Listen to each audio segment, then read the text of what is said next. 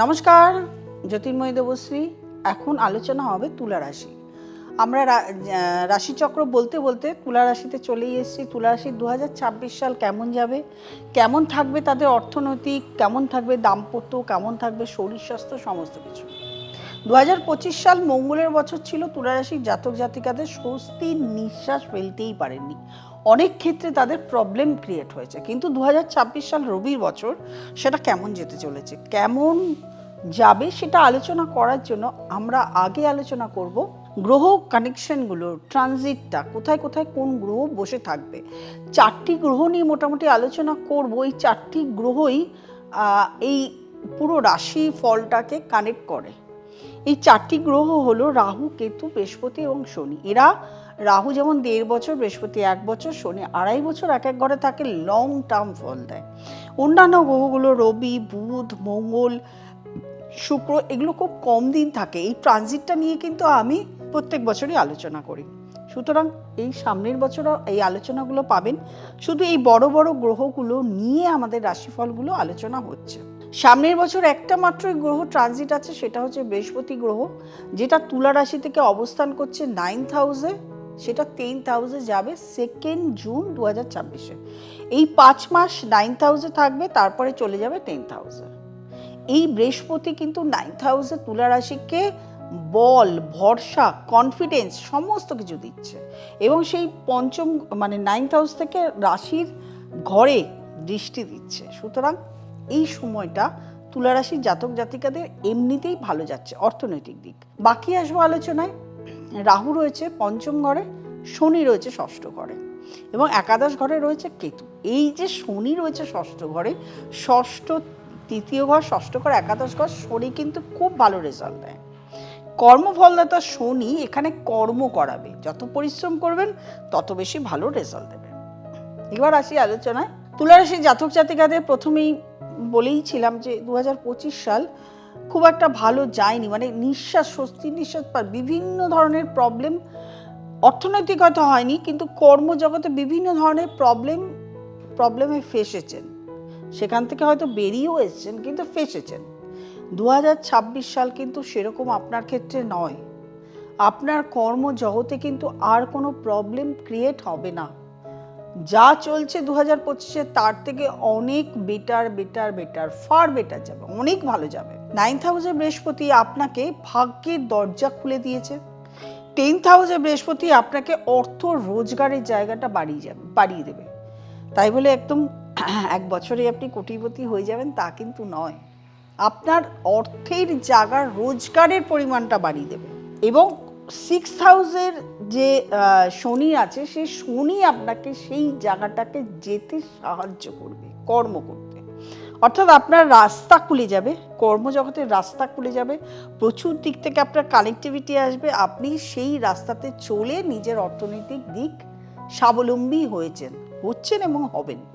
আপনার সঞ্চয় হবে, আপনার ভালো ভালো জায়গায় ইনভেস্টমেন্ট হবে। আমি প্রত্যেকটা রাশির ক্ষেত্রে বলি যে আপনার সামনের 5 বছর, কিছু কিছু রাশির ক্ষেত্রে বলছি সামনের 5 বছর, সামনের 3 বছর, সামনের 2 বছর ভালো যাবে। তুলা রাশির ক্ষেত্রে বলছে সামনের 3 বছর খুব ভালো যাবে। এই 3 বছরের মধ্যে প্ল্যানিং করে চলতে হবে। প্ল্যানিং করে চললে দশম, একাদশ ঘর অবধি বৃহস্পতি থাকবে। মাঝখানে 1 বছরে হয়তো একটু খরচা হবে, আবার আসবে, লগ্নে আসবে, রাশিতে আসবে, তারপরে তো আরও 5 বছর। সামনে মাঝখানে 1 বছর খারাপ যাবে, অর্থাৎ 3 বছর পরে 5 বছর, 8 বছর।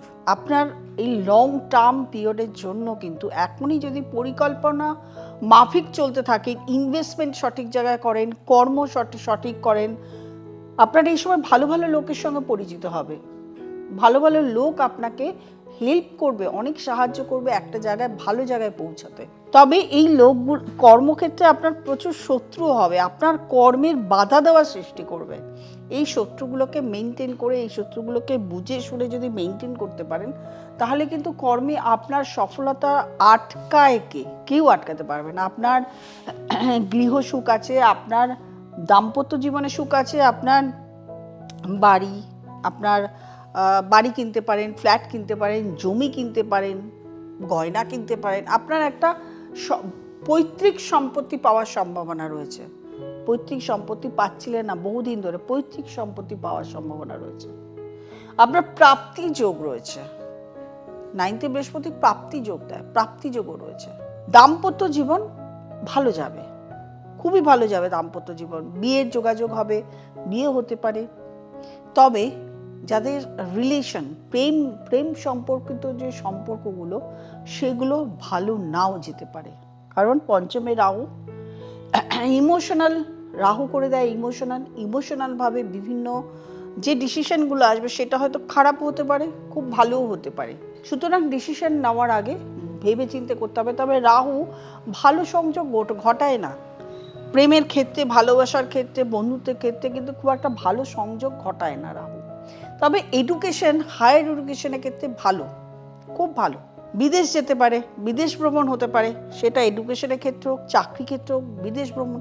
কারণ চাকরি ক্ষেত্রে প্রমোশন আছে, আপনি যদি বিদেশে চাকরির জন্য, চাকরির উদ্দেশ্যে যেতে চাইছেন, পড়াশোনার উদ্দেশ্যে যেতে চাইছেন, আপনার সুযোগ আসবে।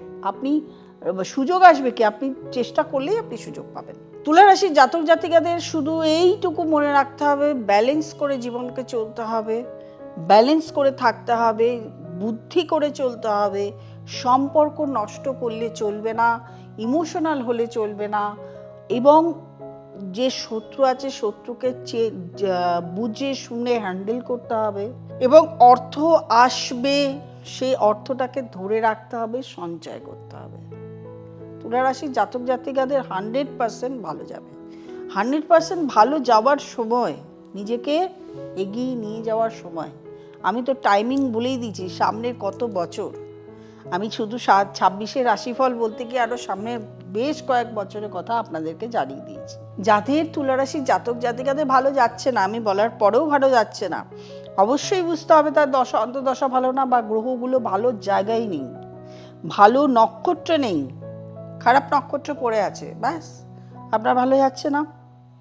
আপনি লিখে বসলেন কমেন্ট বক্সে, আমার তো ভালো যাচ্ছে না, আপনি ভালো বলছেন, কোথার থেকে ভালো বলছেন, কি ভুলভাল বলছেন, এটাই হচ্ছে রাশিফল। যাই হোক, যার মনে হচ্ছে অবশ্যই একজন ভালো অ্যাস্ট্রোলজার দেখিয়ে নেবেন। যদি মনে হয় আমাকে দেখাতে পারেন, অবশ্যই নিচে ফোন নাম্বারে বুকিং করে, কল করে চেম্বারে চলে আসবেন, অনলাইন কনসালটেশনও করে নিতে পারেন। আর যদি মনে হয় যে আপনি নতুন প্রোগ্রাম দেখছেন, তাহলে অবশ্যই সাবস্ক্রাইব করবেন, লাইক করবেন, কমেন্ট করবেন, শেয়ার করবেন, নোটিফিকেশন বেলটি প্রেস করতে ভুলবেন না। প্রত্যেকে ভালো থাকবেন। 2026 সাল তুলা রাশি জাতক জাতিকে প্রচণ্ড ভালো যাক, ভালো থাকুন, আনন্দে থাকুন। নমস্কার।